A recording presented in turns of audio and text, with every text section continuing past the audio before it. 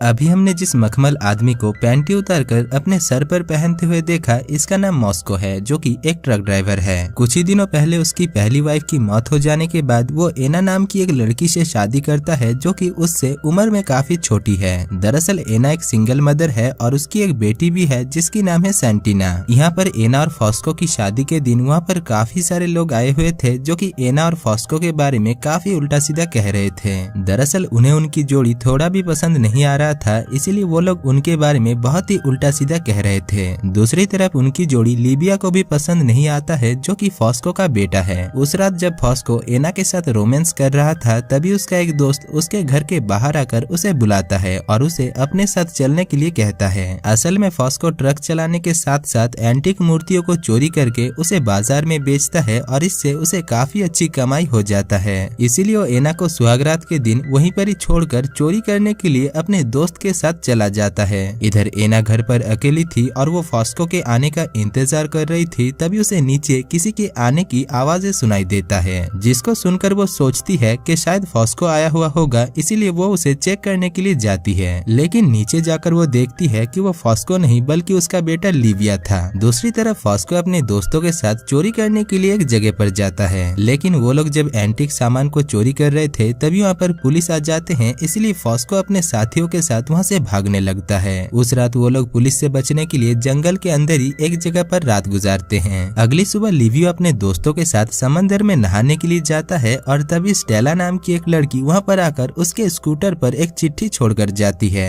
असल में Stella Livio से प्यार करती है, लेकिन लिवियो उसे भाव नहीं देता। साथ ही साथ लिवियो के ऊपर स्टेला की प्यार को देखकर उसके दोस्त भी उसका काफी मजाक उड़ाया करते थे। एक रात जब लिवियो बैठा हुआ था, तभी वो सुनता है कि गांव के सभी लोग फॉस्को और एना के बारे में बहुत ही उल्टा सीधा कह रहे थे, जिसको सुनकर उसे काफी बुरा लगता है, लेकिन वो उन लोगों को कुछ भी नहीं कहता। इसके बाद फॉस्को और एना जब हनीमून से वापस आते हैं, तभी एना अपनी बेटी सैंटिना के साथ मिलकर काफी खुश होती है, लेकिन उसे फॉस्को की कुछ बर्ताव अच्छा नहीं लग रहा था, इसीलिए वो इसके बारे में फॉस्को की बहन के साथ बात करती है। वो उससे कहती है कि फॉस्को अपने बेटे लिवियो के साथ अच्छा बर्ताव नहीं करता है और उसे हर बार नीचा दिखाने की कोशिश करता है, जो कि मुझे अच्छा नहीं लगता। दूसरी तरफ फॉस्को लिवियो को गधे की तरह काम करवाता था और मौका मिलने पर उसकी बेइज्जती करने में थोड़ा भी कसर नहीं छोड़ता था, जिसको देखकर एना को फॉस्को के ऊपर काफी गुस्सा आता है और रात में वो फॉस्को से इसके बारे में बात करती है, लेकिन फॉस्को उसे बताता है कि वो ना तो लिवियो का वकील है और ना ही उसकी माँ, इसीलिए वो उसे लिवियो के बारे में सोचने से मना करता है और उन दोनों के रिश्ते के ऊपर ध्यान देने के लिए कहता है। अगले दिन फॉस्को कुछ काम से ट्रक लेकर शहर जाता है और वहीं दूसरी तरफ एना स्टेला को देखती है, जो कि उसकी तरफ काफी अजीब तरीके से देख रही थी, जिसको देखकर एना काफी घबरा जाती है और घर के अंदर चली जाती है। अंदर पहुंचकर वो लिवियो को देखती है, जो कि सैंटिना के साथ खेल रहा था। अब सैंटिना को लिवियो के साथ खुश देखकर उसे काफी अच्छा लगता है और वो भी उन दोनों के पास बैठ जाती है। 2 दिन बाद फॉस्को जब घर वापस आता है, तभी वो एना और उसकी बेटी को खाना खाने के लिए एक रेस्टोरेंट पर लेकर जाता है, जहाँ पर एक वेटर एना की उस हिस्से को देख रहा था जिसको देखने का हक सिर्फ फॉस्को का है। इसीलिए फॉस्को उस वेटर के ऊपर गुस्सा होकर उसे वहाँ से जाने के लिए इशारा करता है। दरअसल फॉस्को एना के साथ शादी इसलिए किया था ताकि वो लोगों को एना को दिखा सके और एना के साथ संबंध बना सके। इसीलिए वो एना को हर बार छोटे छोटे कपड़े पहनाकर उसके साथ बाजार लेकर जाता है, ताकि शहर के सभी लोग उसे देखकर जलने लगे। दूसरी तरफ लिवियो एना से प्यार करने लगा था, क्योंकि एना उससे ज्यादा बड़ी नहीं थी और एना की फिगर को देखकर वो अपने आप को संभाल नहीं पा रहा था। एक रात फॉस्को एक एंटीक मूर्ति को चोरी करता है और अगले दिन उसे बेचने के लिए ट्रक में लोड करने लगता है, लेकिन तभी सैंटिना वहाँ पर अपने दोस्तों को लेकर आ जाती है और फॉस्को को वो मूर्ति दिखाने के लिए कहती है, जो कि उसने पिछली रात चोरी किया था।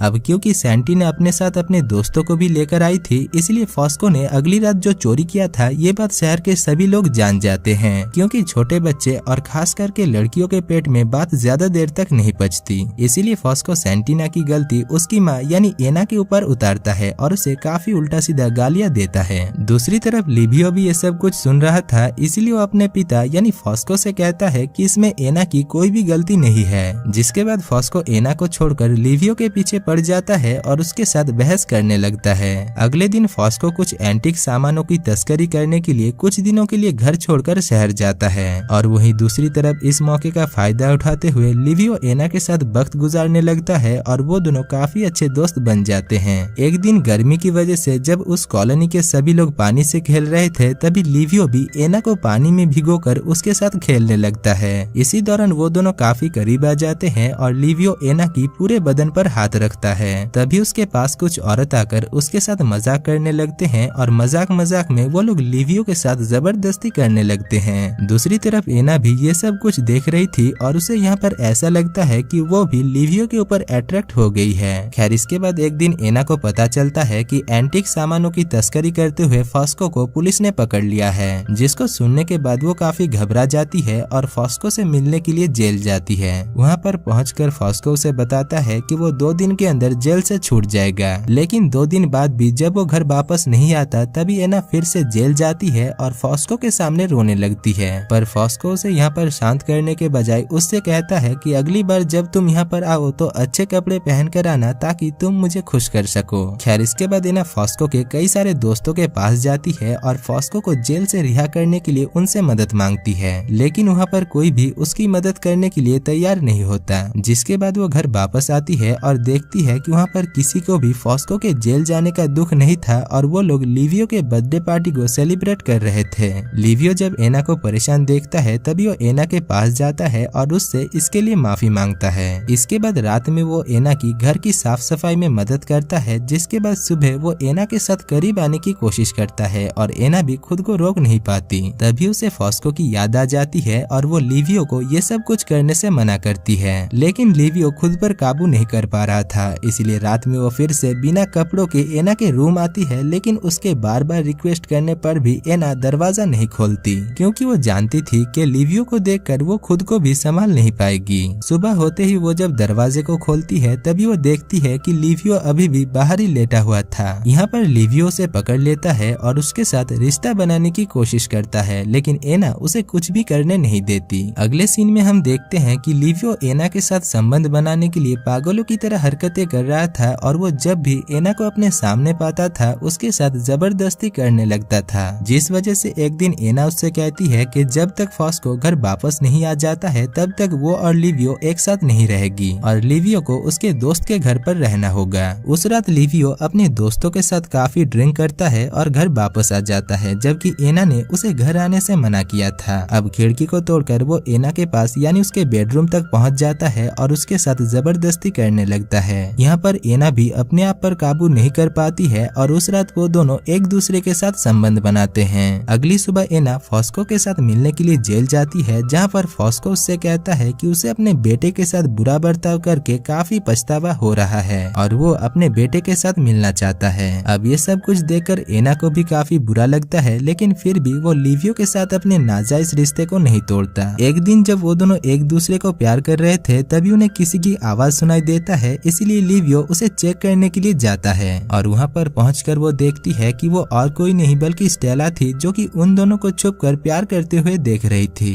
अब क्योंकि स्टेला उन दोनों की इस नाजायज रिश्ते के बारे में जान चुकी थी, इसलिए इसके बारे में सोचकर एना काफी परेशान हो जाती है, लेकिन लिवियो से बताता है कि स्टेला एक पागल लड़की है और उसकी बात पर यहाँ पर कोई भी भरोसा नहीं करता। जिसके बाद वो दोनों फिर से एक दूसरे के साथ मदहोश हो जाते हैं। इसी बीच एक दिन एना को पता चलता है कि अगले दिन फॉस्को जेल से छूटकर घर वापस आ रहा है, जिसको जानने के बाद वो और भी ज्यादा परेशान होकर फॉस्को की बहन के पास जाती है और उसे उसके और लिवियो के नाजायज रिश्ते के बारे में सब कुछ सच सच बता देती है। अगले दिन फॉस्को जेल से छूटकर घर वापस आता है और अपने आजादी की खुशी में जश्न मनाने लगता है। इसी बीच वो नशे की हालत में बीच पर जाता है, जहाँ पर उसे स्टेला मिलता है, जो कि एना और लिवियो के नाजायज रिश्ते के बारे में उसे सब कुछ बता देती है। अब सब कुछ जानने के बाद फॉस्को पूरी रात सिर्फ शराब पीता है और जब उसे घर वापस लाया जाता है तभी लिवियो समझ जाता है कि फॉस्को को उसके और एना के रिश्ते के बारे में सब कुछ पता चल गया है। इसीलिए वो एना और अपने पिता को वहीं पर ही छोड़कर वहाँ से चला जाता है। इसके बाद मूवी के आखिर में हम देखते हैं कि लिवियो एक खूबसूरत लड़की के साथ शादी करता है, लेकिन वो अभी भी एना से प्यार करता है और एना भी उसे चाहती है और दोस्तों मूवी यहीं पर ही खत्म हो जाती है।